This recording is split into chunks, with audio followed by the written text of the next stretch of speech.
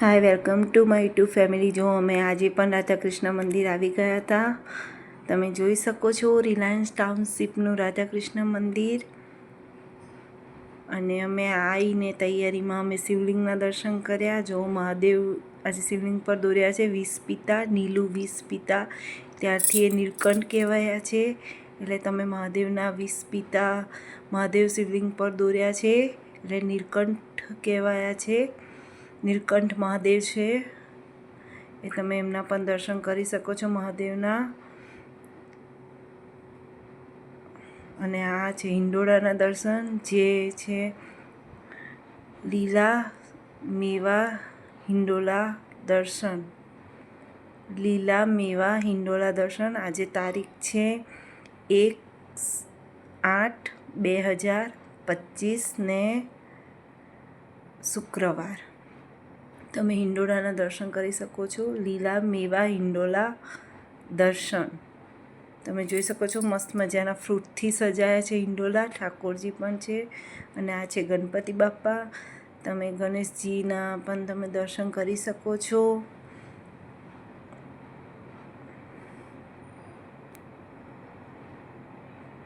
મસ્ત.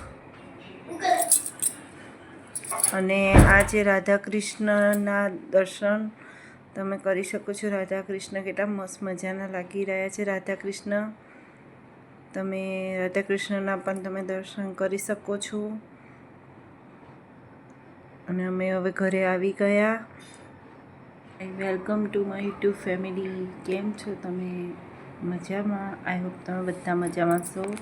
જો અમે આજે પણ રાધાકૃષ્ણ મંદિર ગયા હતા અને આજે પણ અમે હિંડોળાના દર્શન કર્યા અને મહાદેવના દર્શન કર્યા, ગણેશજીના દર્શન કર્યા અને રાધાકૃષ્ણના દર્શન કર્યા.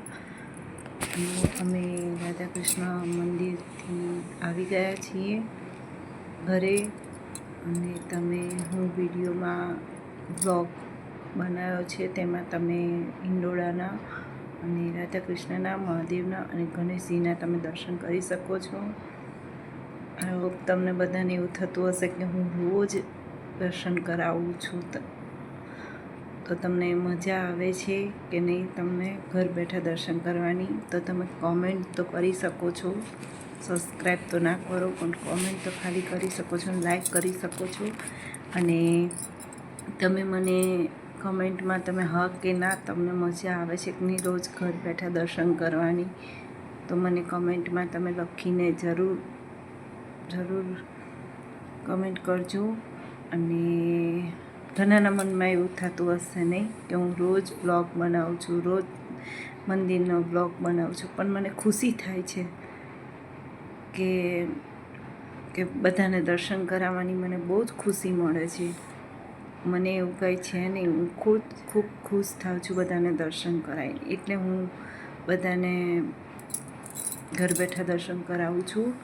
ઘણા લોકો વિચારતા હશે મનમાં કે રોજ વ્લોગ બનાવે છે, રોજ ક્યાંથી ટાઈમ મળતો હશે, પણ ટાઈમ કાઢવો પડે. ભગવાન માટે તો ટાઈમ કાઢવો પડે. હું બધું કામ પડતું મૂકીને પણ હું ભગવાનના દર્શન કરું છું અને તમને બધાને કરાવું છું. મને ખુશી થાય છે. મને એવું કંઈ છે નહીં, હું રોજ વ્લોગ બનાવું છું પણ તમને બધાને દર્શન કરાવવાની મને ખુશી થાય છે. કોઈક જ સમય એવો બનશે કે હું નહીં જઈ શકું, પણ જ્યાં સુધી મારાથી જઈ શકાશે ત્યાં સુધી હું તમને ઘર બેઠા દર્શન કરાવીશ અને વ્લોગ જરૂરથી અપલોડ કરીશ. અને જો તમને આ ગમે મારો વ્લોગ તો લાઈક કરજો. અને રોજ તમને એવું કહું છું સબસ્ક્રાઈબ કરજો. અને એ તમારી મરજી છે સબસ્ક્રાઈબ કરવું કે ના કરવું, પણ કમેન્ટ કરજો કે તમને ગમે છે કે નથી ગમતો આ વ્લોગ.